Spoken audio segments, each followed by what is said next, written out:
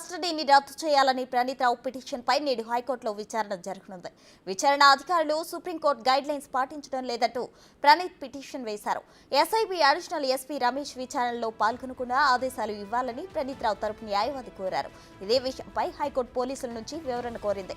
ఈ పిటిషన్పై హైకోర్టు విచారణ జరపనుంది.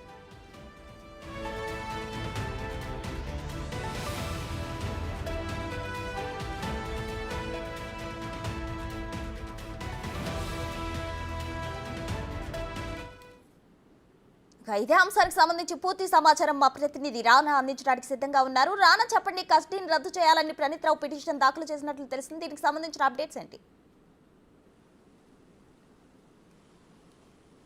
ఇదే పిటిషన్ పైన ఇవాళ హైకోర్టు మధ్యాహ్నం విచారణకు స్వీకరించడంతో దీనిపైన ఆర్గ్యుమెంట్స్ కూడా జరగబోతుంది. ఎందుకంటే నిన్న వేసినటువంటి ఈ పిటిషన్లో అనేక అంశాలను కూడా ప్రణీత్ రావు సంబంధించిన లాయరు ప్రస్తావించినటువంటి నేపథ్యం ఏర్పడుతుంది. కస్టడీ నుంచి వెంటనే ఇప్పుడు దాదాపు 3 రోజులు అయిపోయింది కాబట్టి ఇప్పుడున్న పరిస్థితుల్లో ఎక్కడ కూడా సుప్రీంకోర్టు ఆదేశించినటువంటి గైడ్లైన్స్ ప్రకారం వారు విచారణ చేపట్టలేదు. పైగా విచారణ జరుగుతున్నప్పుడు కస్టడీలో ఉన్నటువంటి దీని గురించి పూర్తి స్థాయి కేసుకు సంబంధించిన అన్ని విషయాలు కూడా బయటకు వెళ్ళిపోతున్నాయని కూడా వారు చెప్పడం జరిగింది. దాంతోపాటు కస్టడీలో ఉన్నటువంటి తమ క్లయింట్ ఎవరైతే ఉన్నారో ప్రణీత్ రావు, తను పడుకోవడానికి కూడా ఇబ్బందిగా ఉంది, కనీసం సౌకర్యాలు కూడా అక్కడ లేవు. వెంటనే ప్రతిరోజు ఇక్కడ పోలీస్ స్టేషన్లోనే కాకుండా విచారణ ముగిసిన తర్వాత చెంచల్ కూడా జైలుకి పంపించి అక్కడి నుంచి మరీ తిరిగి తీసుకొని వచ్చి విచారణ చేసుకోవడానికి ఆదేశాలు ఇవ్వాలంటూ కూడా ఇప్పటికే ఆయన కోర్టుని ఆశ్రయించినటువంటి నేపథ్యం అయితే ఏర్పడుతుంది. దాంతోపాటు ఇదే కేసులో అడిషనల్ ఎస్పీగా ఉన్నటువంటి రమేష్ను కూడా ఇక్కడి నుంచి తప్పించాలంటూ కూడా ఆయన అభ్యర్థించడం జరిగింది. సో రమేష్ను తప్పించాలంటూ కూడా ఎందుకు కోరాడని దానిపై కూడా ఇప్పుడు ఒక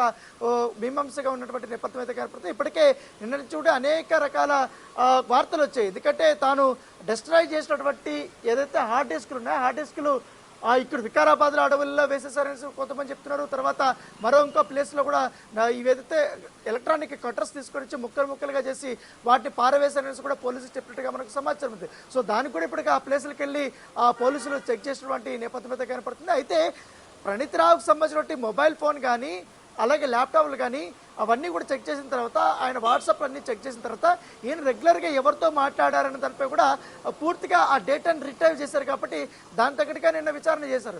దానితో పాటు ఎస్ఐబిలో ప్రణీత్ రావుకి ఇన్ని రోజులు సహకరించినటువంటి ఎవరైతే అధికారులు ఉన్నారో దాంతోపాటు ఎస్ఐలు కానీ కానిస్టేబుల్స్ కానీ ఎవరైనా ఉన్నారో దాదాపు 30 మందిని ఒక టీమ్గా పెట్టుకున్నాడు. అందులో దాదాపు 15 మంది ఒక హైదరాబాద్లోనే పనిచేసినటువంటి నేపథ్యం పడుతుంది. మిగతా వార్ రూమ్స్లో మిగతా మంది కూడా పనిచేసినటువంటి నేపథ్యం పడుతుంది. సో వారందరినీ కూడా ఇప్పుడు పోలీసులు ఇప్పటికే వారికి ప్రత్యేకంగా కూడా నోటీసులు ఇచ్చారు. కొంతమంది ఇప్పటికే పిలిపించి మాట్లాడారు. మరోవైపు వరంగల్ జిల్లాకు సంబంధించినటువంటి 2 సిఐలు ఈ కేసులో ఇన్వాల్వ్ అయ్యారని తెలియగానే వారికి ఇప్పటికే కూడా హెడ్ క్వార్టర్స్ దాటొద్దనేసి కూడా ఇప్పటికే పోలీసులు ఆదేశాలు ఇచ్చారు. దాంట్లో ఇద్దరిని నిన్న పంజాగుట్ట పోలీసులు వారిని విచారించినటువంటి నేపథ్యం అయితే కనపడుతుంది. దాంతోపాటు ఈ సైబర్ సెక్యూరిటీ టీం కూడా ప్రత్యేకంగా ప్యారలర్గా కూడా ఈ మొత్తం కేసులతో కూడా ఇన్వెస్టిగేషన్ చేస్తున్నటువంటి నేపథ్యం అయితే కనపడుతుంది. సో అనేకమైనటువంటి పెద్ద పేర్లు కూడా బయటకి రాబోతున్న నేపథ్యంలో పోలీసులు కూడా అంతే జాగ్రత్తగా కూడా ఈ కేసుని హ్యాండిల్ చేస్తున్నటువంటి నేపథ్యం అయితే కనపడుతుంది. చెప్పండి ప్రసన్న. రానా, చెప్పండి, అయితే పైనుంచి వచ్చిన ఆదేశాల మేరకే ఫోన్ ట్యాపింగ్ చేసినట్లు విచారణలో ప్రణీత్ వెల్లడించారు. అసలు పైనుంచి ఎవరు ఆదేశాలు జారీ చేశారు?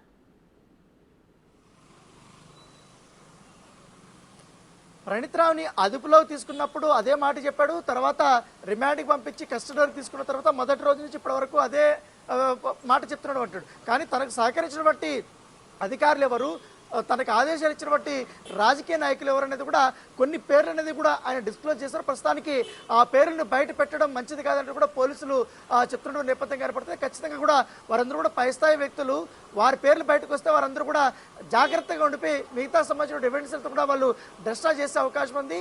ఈ కేసుని వారు ఇన్ఫ్లుయెన్స్ చేసే అవకాశాలు ఎక్కువగా ఉన్నాయి. కాబట్టి పూర్తిగా ప్రాథమిక స్థాయి నుంచి ఒక్కొక్క స్టెప్ తీసుకుంటూ కూడా అనేక రకాలుగా కూడా ఎవిడెన్స్ని మేము కలెక్ట్ చేశాం. కాబట్టి ఖచ్చితంగా ఈ కస్టడీ ముగిసే లోపల ఆ పెద్ద వ్యక్తులకు కూడా మేము నోటీసులు ఇచ్చాం. కొంతమందికి వారిని కూడా మేము విచారణకు పిలిపిస్తాం. అప్పుడు వారి నుంచి కూడా తన ఏదైతే ప్రణీత్ రావు ఇచ్చినటువంటి స్టేట్మెంట్ ప్రకారము తను చెప్తున్నటువంటి మాటల ప్రకారం వారిని కూడా మేము క్వశ్చన్ చేస్తాం.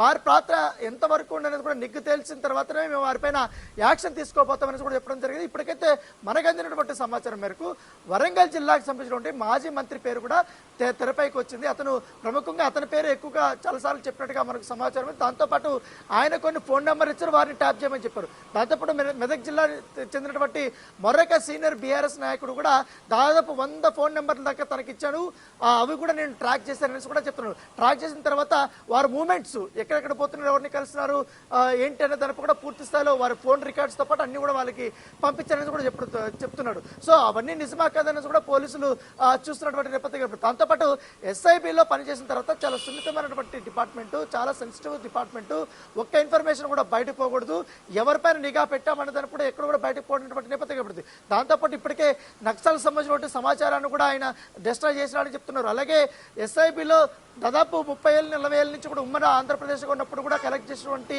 ఏదైతే డేటా ఉందో ఆ డేటా సెన్సిటివ్ డేటాను కూడా తన పర్సనల్ హార్డ్ డ్రైవ్లో ఆయన సేవ్ చేసుకోవడం, తర్వాత పాత హార్డ్ డిస్కులను తీసేసి ఆ ప్లేస్లో కొత్త హార్డ్ డిస్కుల్ని రీప్లేస్ చేయడం, ఇలాంటి అనేక నేరాలు చేయడం, తర్వాత ఉన్నటువంటి 47 కంప్యూటర్లు డిస్ట్రాయ్ చేయడము, హార్డ్ డిస్కులు డిస్ట్రాయ్ చేయడము, ఏకంగా ఎలక్ట్రానిక్ ఇది తీసుకొని కట్టర్ తీసుకొచ్చి వాటి పీసులుగా తీసి పారేసిన నేపథ్యం. ఇలాగ అనేకమైనటువంటి అంశాలను కూడా పోలీసులకి వెలుగులోకి వచ్చాయి కాబట్టి వారు బయటకు తీసుకొచ్చారు. కాబట్టి ప్రస్తుతం అతనికి సహకరించినటువంటి వ్యక్తులపైన పూర్తి స్థాయిలో వారు దృష్టి పెట్టారు. ఇవాళ మరికొంతమంది దాదాపు ఇవాళ 5 మంది ఎస్ఐలు దీంట్లో ఉన్నారని కూడా పోలీసులు భావిస్తున్నారు.